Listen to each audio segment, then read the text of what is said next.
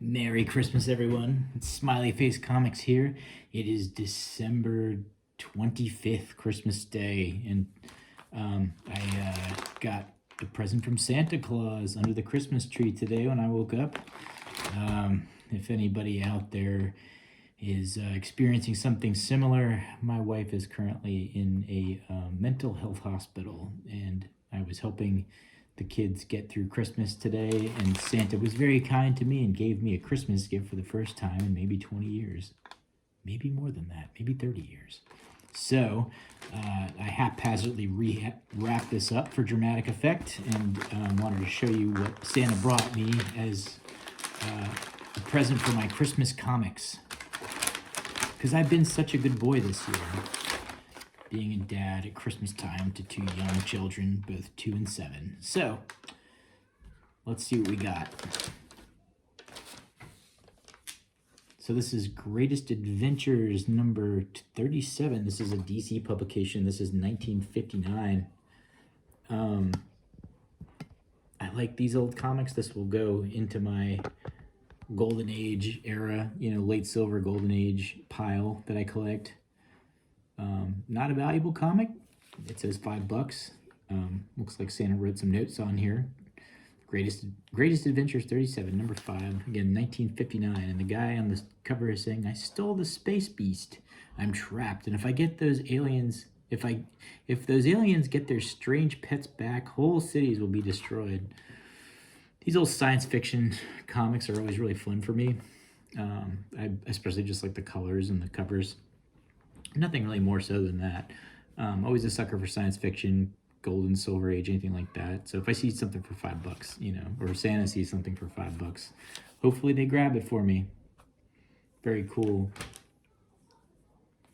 Looks like Santa knows not to pass up Silver Age comics. This is Captain America and the Falcon, number 41. Nothing significant about it. Just a cool comic at a cool price. Needs a press. It's pretty damaged. It's got severe spine wear here. John Romita cover too, which is kind of cool. Doesn't present very nicely. Nothing's particularly spectacular. Not a key. Just a cool book. This next book. Sorry, I'm rearranging here. Again, for dramatic effect. The next book is also not a key, but it's just a cool book. Actually, it's kind of a minor key. John Carter, Warlord of Mars, number 1. This is a Cockrum cover. I think it's a Gil Kane and Cockrum cover. I think this is the first Marvel publication with John Carter, Warlord of Mars, if I'm not mistaken. And this one, it's got a few spine ticks on it. Let's see, 1, 2, 3, 4 spine ticks, maybe 5 color breaking. So it's not near mint. But it's a pretty nice looking book. $8. Looks like Santa priced this one at $8. Warlord number 1. That's it. Nice Bronze Age book. Pretty decent shape. Not perfect, but still pretty nice. Cool cover. This is a key. This is Alpha Flight 33. And this one, it says Mignola, which I guess is Mike Mignola, the Hellboy artist. But this is before I think he really flushed out his style. This is the first appearance of Lady Deathstrike. And it is a very nice, sharp-looking copy. Looks like Santa priced this one at about $5. And yeah, that's pretty much right. It might be a little nicer than $5 just because of the condition. I mean, it's sharp. There's no spine ticks. There's nothing going on with this book that I can see. And a press would probably put this one in near mint condition from what I'm seeing on the cover. But I'll have to crack it open and take a look. And I guess Santa knows I don't care about doubles, right? So here's another copy. This one's got a little bit of dirt here right by the staple. Crisp, sharp, nice looking book. Nothing really wrong with it except for that little smudge right there, which I'm thinking maybe a magic eraser might get off. Wrapped, not wrapped quite as nice as the last one. definitely cool. It's got the X-Men too, so I'm an X-Men collector, so I'll take it. Thank you, Santa. 2 first appearances of Lady Deathstrike. I think this is my 3rd copy of this book. My first one is not as in good condition as this one. All right, and this is a cool one. This is the first Jim Lee artwork in Marvel. I think it's in Marvel. It might just be his first artwork. I perused through this one shortly. It doesn't look like he's got his style completely figured out at this point. The cover is definitely not him.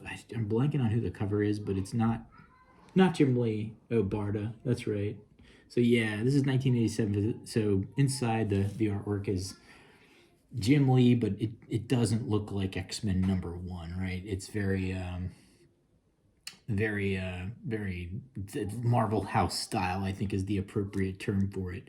If you don't know what that means, I'm sure you probably do, but if you don't, then Marvel had like certain parameters, like you kind of copy the Jack Kirby style if you're doing your art, but everybody at these certain periods of time, like before the 90s, had very similar chops when it comes to how they drew things, and Marvel was pretty strict about what people did and what they didn't do.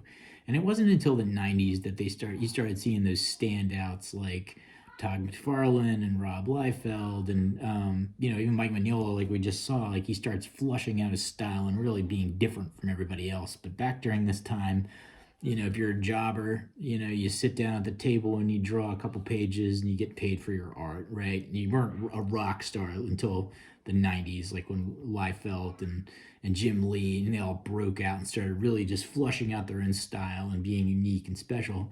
And even still after that, you can still see Jim Lee, that he kind of became house style for a while, and everybody tried to copy that style, and everybody had looked like Jim Lee. So, but yeah, I mean, I guess it still existed even after. But then, Joe Mad took over the Uncanny X-Men run later on, about the 300s, and he kind of reinvented what the house style was, and now everybody wanted that Joe Mad looking style. So, and now it's completely different, even altogether. So. Cool comic to own in my collection. It is in really nice shape. Again, looks like these Alpha Flights came out of a pretty crisp collection wherever they were. Again, priced at about $5. I mean, that's about right, but it's just such a nice book. Definitely high grade. If it were pressed, I'd probably get this one maybe up to a 9.6. No spine ticks. And I'm sure once I take them out of the bag and board, you can see more of the non-color breaking defects, but a press and running it over with the marble might really help out a lot to get those dents out. And last but not least, oh no, wait, sorry, it's not the last one here. This is X-Men 164. This is the first appearance of Binary.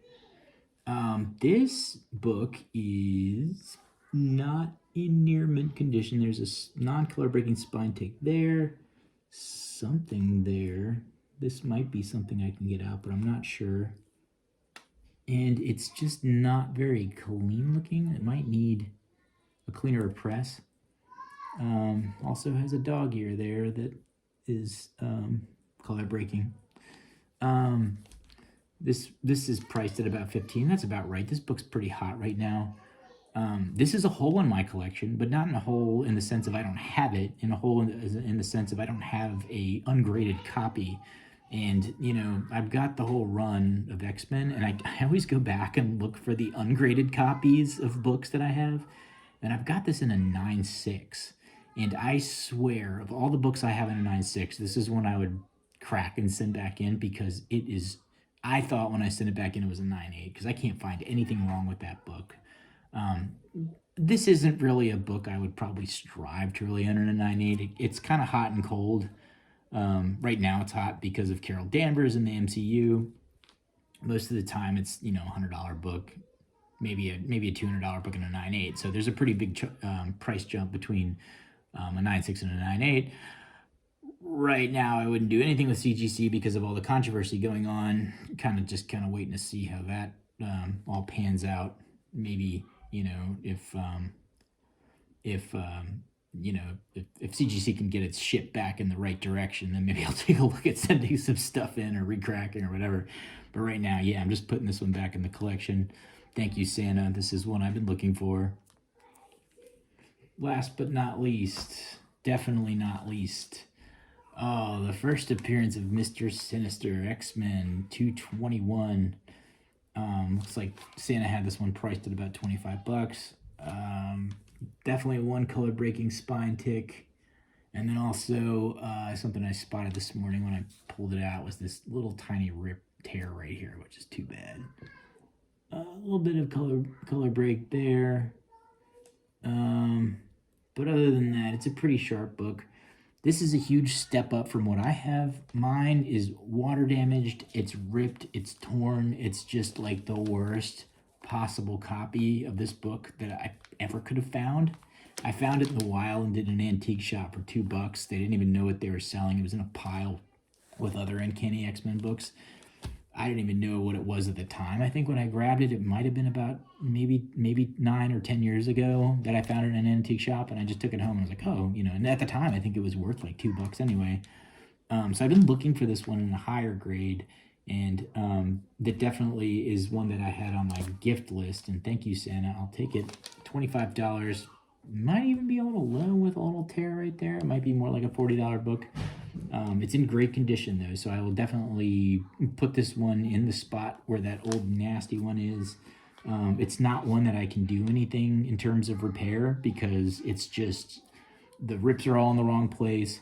The color, I mean, it's just, one day I'll have to show you. It's just awful, but this is nice. I'll have to check this out a little bit more.